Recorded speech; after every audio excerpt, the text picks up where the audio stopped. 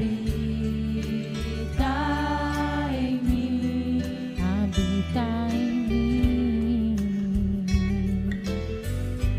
Vem renovar minha mente em teu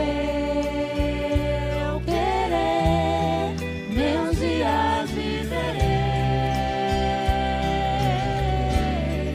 no poder do teu amor.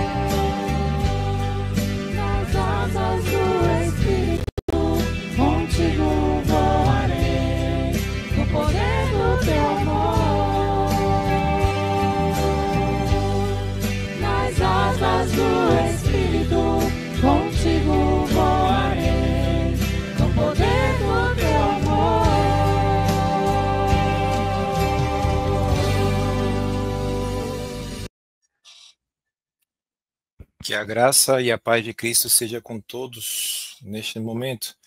Louvamos a Deus por mais um ano anoitecendo com a palavra, um estudo da palavra de Deus, fazendo a leitura de mais um capítulo em que queremos comentar, conversar, falar um pouco a respeito e dizer que este é um trabalho da Igreja Batista Pérola dos Mares e você é nosso convidado e queremos fazer que você se sinta partícipe de tudo.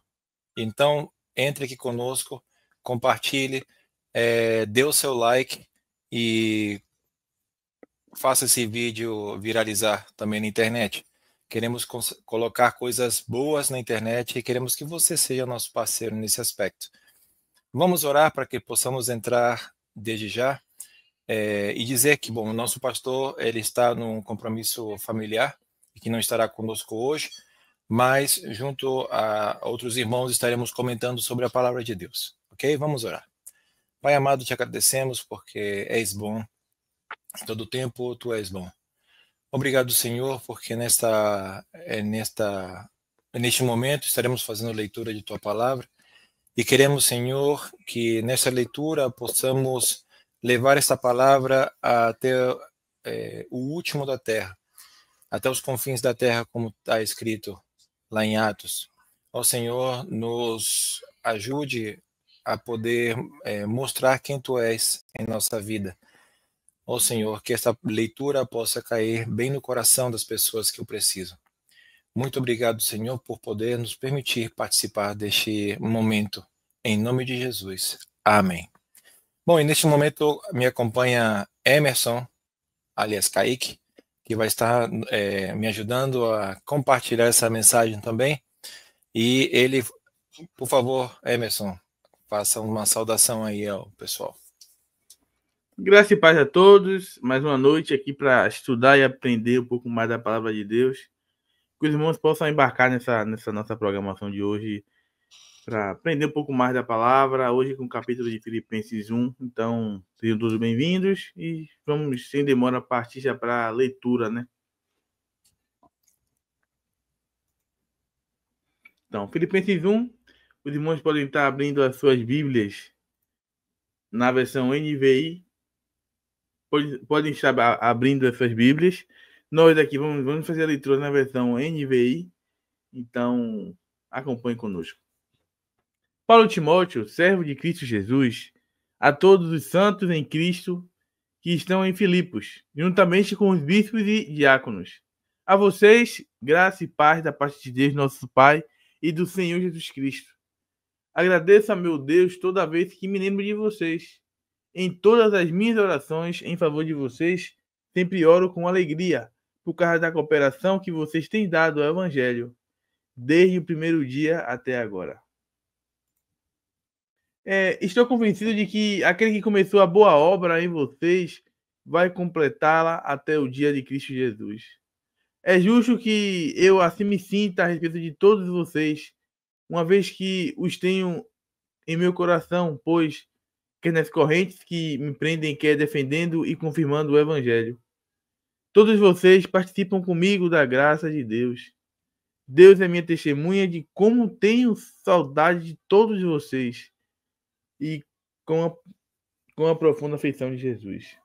Esta é a minha oração, que o amor de vocês aumentem cada vez mais em conhecimento e em toda percepção, para discernirem o que é melhor, a fim de serem puros e irrepreensíveis até o dia de Cristo.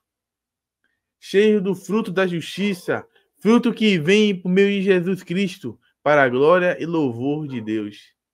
Quero que saibam, irmãos, que aquilo que me aconteceu tem servido para o progresso do Evangelho. Como resultado, tornou-se evidente a toda a guarda do palácio e a todos os demais que estão na prisão por causa de Cristo. E a maioria dos irmãos, motivados no Senhor pela minha prisão, estão anunciando a palavra com maior determinação e destemor. É verdade que alguns pregam a Cristo por inveja e rivalidade, mas outros o fazem de boa vontade. Estes o fazem por amor, sabendo que aqui me encontro para a defesa do Evangelho. Aqueles que pregam a Cristo por ambição egoísta, sem sinceridade, pensando que me podem causar sofrimento enquanto estou preso, mas o que importa? O importante é que, de qualquer forma, seja por motivos falsos ou verdadeiros, Cristo está sendo pregado, e por isso me alegro. De fato, continuarei a alegrar-me, pois sei que o que me aconteceu resultará em minha libertação, graças às orações de vocês e ao auxílio do Espírito Santo de Jesus Cristo. Graças às orações de vocês e ao auxílio do Espírito de Jesus Cristo. Aguardo ansiosamente e espero que em nada serei envergonhado. Pelo contrário, toda a determinação de sempre, também agora Cristo será engrandecido em meu corpo, quer pela vida, quer pela morte. Porque para mim o viver é Cristo e o morrer é lucro. Caso continue vivendo no corpo, terei fruto do meu trabalho. E já não sei o que escolher. Estou pressionado dos dois lados. Desejo partir e estar com Cristo, o que é muito melhor. Contudo, é mais necessário, por causa de vocês, que eu permaneça no corpo. Convencido disso, sei que vou permanecer e continuar com todos vocês para o progresso e alegria na fé, a fim de que, pela minha presença, outra vez, a exultação de vocês em Cristo transborde por minha causa. Não importa o que aconteça, exerçam a sua cidadania de maneira digna do Evangelho de Cristo, para que assim, quer eu vá e os veja, quer apenas ouça a seu respeito em minha ausência, fique eu sabendo que vocês permaneceram firmes num só espírito, lutando unânimes pela fé evangélica. Sem de forma alguma deixar-se intimidar por aqueles que se opõem a vocês. Para eles, isso é um sinal de destruição, mas para vocês, de salvação. E isso é da parte de Deus. Pois A vocês foi dado o privilégio de não apenas crer em Cristo, mas também de sofrer por ele, já que estão passando pelo mesmo combate que me viram enfrentar e agora ouvem que ainda enfrentam. Então, agora nosso estudo bíblico, nosso pastor no Rio. Meus irmãos, nesse estudo da carta de Paulo aos Filipenses, capítulo 1, nós temos algumas coisas interessantíssimas a aprender, que são de fundamental importância, né? Ele escreve uma igreja na cidade de Filipos, onde ele passou uma experiência na sua trajetória narrada no livro de Atos dos Apóstolos, sem dúvida nenhuma, muito interessante. Atos 16 fala a respeito dessa viagem, onde Paulo passa por essa região, por essa cidade, né? E ele escreve aqui juntamente com Timóteo, Paulo e Timóteo, servos de Cristo, dá a autoria dessa carta, né? E logo no primeiro versículo fala em bispos e diáconos. E a carta é endereçada, portanto, aos santos, bispos e diáconos.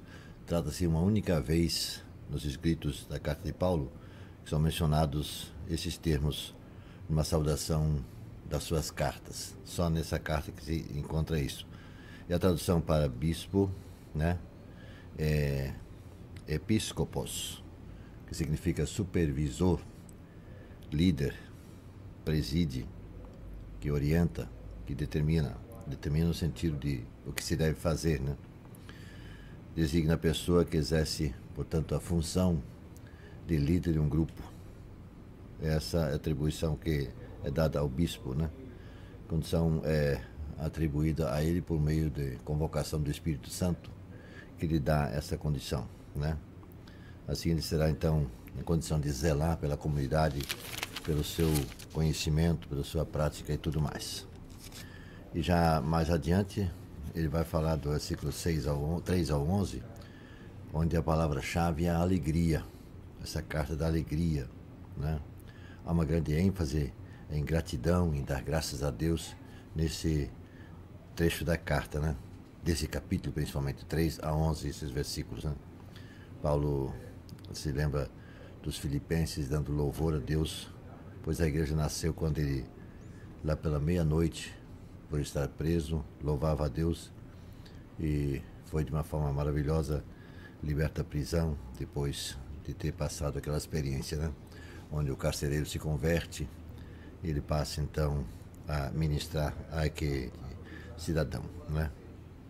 Nós temos esse relato também lá no livro de Atos, né? Então, nesse trecho de 3 a 11, nós temos que a comunhão cristã tem a sua origem em Cristo. Nossa alegria está baseada naquele que nos salvou. Então, temos em Filipenses, melhor dizendo, no povo de Filipos, a maior demonstração dessa alegria genuína, da gratidão preciosa que vem do coração que experimenta essa salvação por meio de Cristo Jesus. A expressão alegria, melhor dizendo, é expressão de regozijo, que é repetida nessa carta 16 vezes, né? Essa expressão nesses capítulos da carta aos Filipenses, não somente nesse capítulo 1. Versículo 5 fala em cooperação. Paulo se alegra com a comunhão, a associação, companheirismo, parceria, né? Que envolve toda essa questão da cooperação. Cooperar junto, estar com alguém, fazendo as coisas funcionarem de forma harmônica juntos, né? Vossa cooperação, desde o primeiro dia, ele vai dizer nesse versículo 5. Ou seja, desde quando os conheci, vocês são um povo que coopera, né? E já no versículo 6, ele diz, seguramente podemos afirmar que o que promove Paulo fazer essa alegria é o que Deus opera no seu íntimo, no seu coração. Deus, que é o dono de todas as coisas, que coopera também com que isso tudo em conjunto possa se tornar algo maravilhoso na nossa caminhada, né? E ainda no versículo 6, ele diz que Deus vai aperfeiçoar mais e mais o que nós já temos de positivo e de bom em nós. O sentimento de um ser humano é que é um ser inacabado, não é um ser completo, mas Deus vai concluir essa obra naquele dia, no dia da chamada final, quando nós estaremos então por toda a eternidade com Deus, né? E um dos poemas mais conhecidos de Fernando Goulart refere-se ao sentimento do nada, ou que traz no seu bojo o vislumbre de todo, que é traduzido assim, vou ler aqui: uma parte de mim é todo mundo, outra parte é ninguém, fundo sem fundo. Uma parte de mim é multidão, outra parte estranheza e solidão.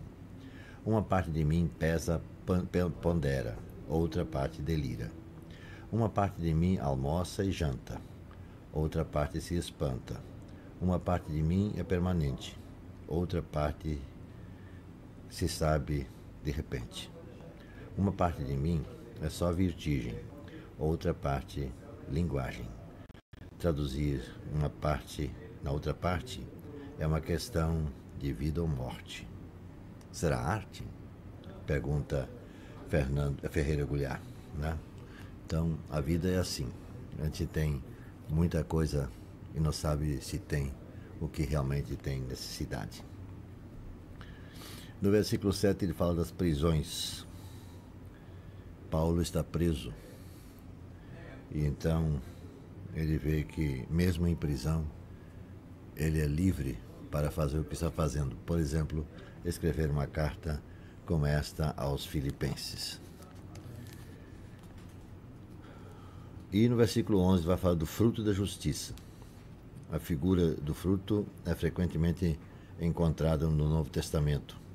João Batista, em sua pregação, exorta os seus ouvintes a produzirem frutos dignos de arrependimento. Raça de víboras, quem vos ensinou a fugir da ira vindoura? Produzir frutos dignos de arrependimento, e aí nós vamos conversar, né? Enquanto isso, não tem o que dizer, né? A árvore boa tem que produzir bons frutos. Se uma árvore não produz bons frutos, é sinal de que ela não é uma árvore boa. Portanto, João Batista já apela ao que os seus interessados em serem incluídos, aqueles que seriam batizados no batismo do arrependimento, ele diz: tudo bem, mas precisam pelo menos primeiro produzir frutos do arrependimento. Sem isso, nada feito, né? No versículo 12 ele refere-se a irmãos. O termo irmãos e irmãs em Cristo, como acontece no nosso português, é digamos um empréstimo do termo latino, né? Pode designar residência, onde estão juntos, pode ter um outro significado, uma guarda pretoriana estabelecida em Roma, e tal, que está no versículo 13. Ele fala que essa guarda pretoriana, ela pode estar, não está dito aqui, mas ela poderia estar tanto em Roma, poderia também estar em Cesareia, e em outro lugar onde havia também essa guarda pretoriana, que era mais diretamente ligada ao império. Então, onde o imperador poderia de vez em quando estar descansando ali, então estaria também essa guarda pretoriana, né? E no versículo 14 ele diz: palavra de Deus, expressão de Deus, é confirmada por muitos manuscritos alexandrinos ocidentais, mas não é incluída em algumas versões. Por exemplo, a NVI não inclui, e a versão corrigida fiel também não. Eu que tenho em mãos aqui é Almeida 21. Essa então inclui esse termo. Talvez a versão que você tem em mãos não tenha essa expressão. E no versículo 18, aí vem a questão da alegria. Alegro-me. Sempre me alegro. Alegria do Senhor. independente das circunstâncias. Alegrar-se, apesar das circunstâncias, é uma coisa que fica claro aqui. Paulo está preso. Mesmo assim, ele diz, eu estou alegre. Alegre porque posso escrever para vocês, filipenses. Né? Essa atitude de confiança absoluta, de soberana, de divina alegria, é vista ainda nas exortações de Paulo no capítulo 4 também em Timóteo. É importante que a obra de Deus neste mundo não seja interrompida. Haja o que houver, venha o que vier. Nós devemos fazê-lo com determinação e com alegria. E no versículo 18 ainda, ele fala da necessidade que nós estejamos anunciando. E isso que é importante. Anunciando Cristo. De tempos em tempos, a alegria da igreja deve ser renovada com esse desafio, né? A igreja em modelos de evangelização pode mudar, mas a ênfase, o âmago da mensagem não pode mudar. Cristo é Salvador, é único Salvador. E isso precisa ficar sempre claro. Muitas vezes as novas gerações tendem a procurar inovações. Inovações são boas, ok, mas não podem perder o âmago da questão.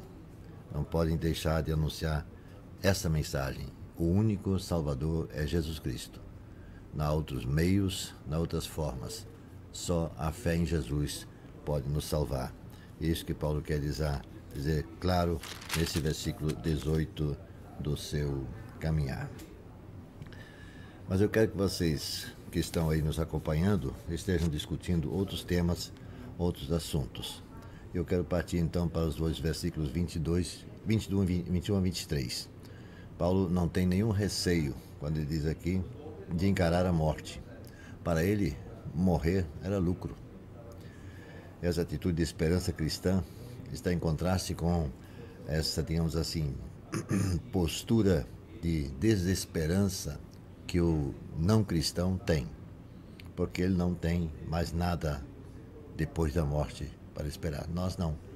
Nós temos a vida eterna que nos é proporcionado para depois da morte, né? Aí tem outro poeta aqui que eu quero trazer essa poesia e com isso deixo vocês na caminhada do restante do capítulo. E o poeta é Álvares de Azevedo. Álvares de Azevedo. Diz assim: se eu morresse amanhã, viveria ao menos. Fechar os olhos, minha triste... Aliás, deixa eu começar de novo aqui. Se eu morresse amanhã, viria ao menos fechar meus olhos, minha triste irmã, minha mãe de saudades morreria se eu morresse amanhã. Quanta glória presinto em seu futuro, que aurora de porvir, e que manhã eu perdera chorando essas coroas, se eu morresse amanhã. Que sol, que céu azul, que doce sinalva, acorde a natureza mais louca. Não me batera tanto amor no peito se eu morresse amanhã.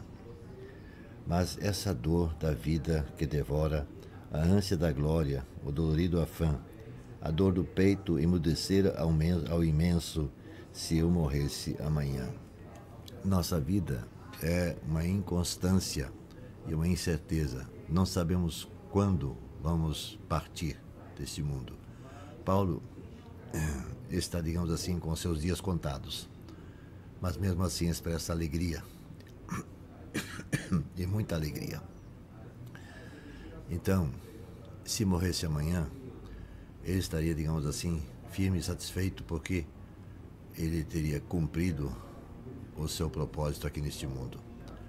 Nós precisamos estar, por um lado, prontos para viver por muito tempo, como se o amanhã viesse daqui a 1000 anos, ou como se o amanhã fosse o último dia, ou hoje fosse o último dia e amanhã nós não estaremos mais aqui.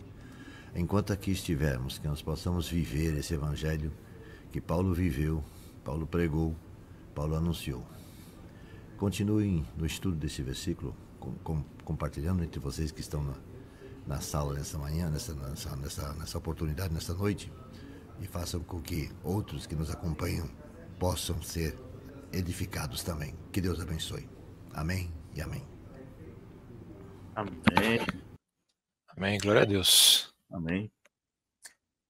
Bem, um capítulo bastante interessante, visto que podemos comentar, né, de que, primeiro, que ele é chamado de carta da prisão. É uma das cartas que Paulo escreve, assim como Colossenses, que ele está na prisão e dali dirige sua carta, né? Só que essa carta aqui é peculiar, ele é particular no caso, né? Em que sentido? Que é uma carta alegre, é uma carta de agradecimento, como o pastor mencionava, é uma carta onde ele agradece às pessoas de Filipos. Se você continuar lendo depois os outros capítulos, todos vão fazer menção de alegria, de júbilo, de regozijar-se, de estar contente em meio à dificuldade. Porque vemos a situação de Paulo. Paulo, neste momento, está na prisão. Quem em sã juízo, estando na prisão, é feliz? Eu acho que nem você, Emerson, acho que nem ninguém ficaria numa situação como essa. E mesmo numa prisão, estar encerrado em casa, sem poder sair, sem poder ver a luz do sol. Então, se compararmos as duas situações, nenhum de nós estaria feliz. Se você, por alguma necessidade, por alguma doença, não pudesse sair do seu quarto, é uma prisão para você. Então, imagina essa situação, você está preso e mesmo assim você é capaz de alegrar e poder animar a outros a seguirem em frente. Então, como ponto de partida, vemos essa situação. Existem dois pontos aqui que eu quero destacar, que é o verso 6, que diz: "E disso tenho certeza, aquele que começou a boa obra em vós irá completá-la até o dia de Cristo Jesus." Se você entrou nessa caminhada com Jesus, o que chamamos nós, Deus, esse processo de santificação, esse é o processo da obra que Ele está fazendo em você. Então, se no transcorrer da sua caminhada em Cristo, se no transcorrer da sua vida cristã, o que a Bíblia está falando, o que Paulo está falando, que Ele vai completar a boa obra em você. O que significa isso? Que e Ele começou essa sementinha que há de brotar em você, essa mensagem que tomou força, Ele vai completar essa boa obra em você. Qual é a boa obra? Essa mensagem. O fato de que você tenha dito sim para Jesus. Então, essa boa obra há de completar em você. E a outra, que foi mencionada inclusive pelo pastor, é o verso 21. "Pois para mim o viver é Cristo e o morrer é lucro." O viver é Cristo. O que seria o viver é Cristo? É que eu vou continuar anunciando a mensagem. Como? Enquanto eu caminho, Cristo, eu sou a imagem de Cristo e eu vou dar a conhecer a sua mensagem. Eu sou, como a gente menciona na igreja, né? Eu sou a Bíblia que o povo lê. Eu sou a Bíblia que o povo lê. Então, se eu estou demonstrando quem é Jesus na minha vida, eu estou mostrando que ele vive em mim. Então, e a morte? A morte é lucro, porque já não estando mais aqui, o único que nos resta é estar na glória. Então, o medo, vemos aqui que Paulo não tinha medo à morte, porque vemos que se ele vivesse, continuaria trabalhando, que era sua maior paixão. Trabalhando em quê? Em levar a mensagem. E por outro lado, se ele morrer, bom, fica tudo aqui, aqueles que estarão aqui estarão sentindo saudade, mas ele irá para a glória, na mesma glória que um dia você e eu também estaremos. Então, uma mensagem maravilhosa de Paulo aos Filipenses, encorajando ao pessoal de Filipe a persistir com alegria, a regozijar-se com alegria, a ter fortaleza no meio dos problemas, das dificuldades. Então, somente dizer para você, meu querido que está me escutando, se você está em Cristo, apesar das coisas que aconteçam ao seu redor, sinta-se feliz e contente, porque viver é em Cristo. E se você morrer, é lucro. E isso é bom demais. Nenhuma outra coisa ou nenhuma outra pessoa pode te entregar o que Jesus te entregou. E está escrito na Bíblia e é promessa dele. Então, se você ainda não tem Cristo no seu coração, não perca tempo. Não perca tempo. Aceite Jesus do seu coração e faça a oração de aceitação a Jesus, dizendo: reconheço meus pecados. Quero que tu entres na minha vida. Te recebo, Senhor, como o Senhor e Salvador da minha vida. E o seu nome estará escrito para o livro da vida para sempre. Ok? Deus te abençoe. Emerson, mais algum comentário? Acho que falei demais. Nossa, o microfone está desligado. Interessante que eu separei esses mesmos 2 versículos, né, para poder falar. E que realmente eles são bem impactantes e aí a gente se pega... quem aqui nunca entrou num projeto, iniciou um projeto e não terminou?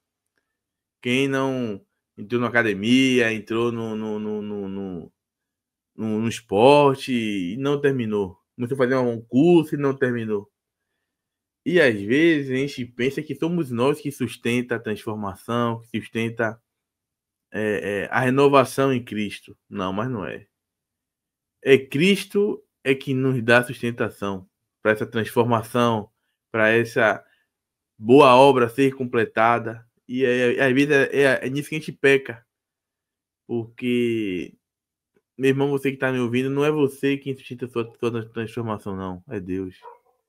E ele não é como nós, que abandona projetos no meio do caminho, que larga a faculdade, que não termina aquele curso, não. Ele vai completar a obra em sua vida. Então, permanecer firme com Deus, porque ele está trabalhando nos bastidores. É só você prestar atenção, assim, que você vê os mínimos detalhes de Deus. Os mínimos detalhes, assim, Deus operando e Deus fazendo com que as coisas aconteçam para você. Às vezes, como Paulo vai falar, de morrer é Cristo, viver é lucro, nem sempre é para o nosso bem.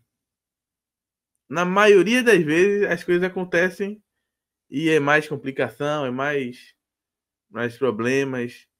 Mas imagine para Paulo, que estava na prisão e vagou de prisão em prisão. E ele escreve, eu fico impressionado como ele escreve essas cartas de forma bem entusiasmada, bem, sabe, feliz mesmo, bem pleno. E o cara tava preso. Hoje a gente tem as prisões de hoje, são da forma que são, com a tecnologia, com o avanço que nós temos hoje. Imagine como é que eram as prisões, né, há 2.000 anos atrás. Então, a gente refletir mesmo e o viver é Cristo, e o viver morrer rapaz, sumidamente agora, viver é Cristo, morrer é lucro, é muito forte e é difícil de entender a mensagem, mas imagine só, você morreu, você vai acordar com Cristo, ninguém quer, mas você vai acordar com Cristo. Então é por isso que viver é Cristo e morrer é lucro, porque a gente tem que aprender a viver viver nesse mundo aqui hoje com propósito. Porque às vezes nós vamos deixando o mundo nos levar, as coisas do mundo nos levar, nossas tarefas nos levar. E onde está o nosso propósito? É preciso que a gente acorde todos os dias, sabe, com um propósito maior que nós mesmos, porque nós somos muito pequenos. nós morremos e daqui a 10 ou daqui a 2 anos, 3, ninguém, a não ser um parente muito próximo, não fazemos falta na rotina das pessoas. As pessoas vão reajustar a rotina e as coisas continuam como eram. Então, nós somos muito pequenos, mas nós temos algo grande na mão, que é o Evangelho, que é difundir o Evangelho, que é Cristo. Então, que a gente possa ter essa motivação no nosso coração de viver essa vida com um propósito, que não seja o propósito ser ganhar dinheiro, que o nosso propósito nesse mundo não seja ser famoso, seja cantar, seja ser pai, seja ser... Claro, essas coisas também complementam, mas o nosso propósito maior é servir a Cristo, é divulgar o trabalho, difundir o Evangelho de Cristo, e que a gente possa saber colocar isso, organizar isso em nossa vida. E assim, a morte não vai ser o fim. E teremos um recomeço muito maior. É difícil quando a morte nunca é fácil, nunca é fácil, de forma alguma. Nós, seres humanos, não estamos acostumados com a morte. Mas a morte não é o fim. Aí eu vejo as pessoas anunciando vejo essas teorias da prosperidade aí com bastante sucesso, e todo mundo querendo ganhar, quero o carro do ano, quero casa astronômica, andar de lancha, jatinho, banheira de ouro, não sei o que, essas coisas terrenas que engrandecem os olhos do homem, mas que preço tem a vida eterna? E a vida eterna é muito maior do que qualquer prosperidade, qualquer dinheiro, qualquer conquista aqui nesse mundo. E as pessoas não têm buscado a vida eterna, não têm buscado pregar sobre a vida eterna, preferem estar pregando e buscando as coisas desse mundo, que o ferro que é consumido. Tem no YouTube, assim, eu gosto de assistir às vezes as casas assim de famoso, casa de Silvio Santos, casa de Hebe, lá, e tá lá abandonado, aquilo que foi de ter quantos milhões, e tudo, as traças, poeira, mofo. Isso é um significado que as coisas desse mundo se acabam, e por mais que sejam caras, sejam luxuosas, vão se acabar. E a sua vida, e o seu relacionamento com Cristo, a sua alma, ela não vai se acabar, não. Aí você vai ter temos dois destinos, né? Então, estar com Cristo e não estar com Cristo. Então, aí os irmãos podem escolher. Então, que os irmãos possam estar tendo um propósito de vida, buscar a Cristo e claro, não deixar de buscar as coisas terrenas, sim, que nos dão conforto, até nos ajuda, como está nos ajudando aqui agora a passar essa mensagem, esse estudo. Claro, podemos buscar também essas coisas, mas que não seja o propósito da nossa vida, que seja o propósito da nossa vida, Cristo. Eita, também falei demais, mas tá bom. Amém. Sabemos então que o viver deve ser Cristo, tá? Que nossa caminhada sempre seja assim. Ele é luz no nosso caminhar. Deseje você seguir essa luz e que nunca esteja em trevas, porque não é o melhor caminho.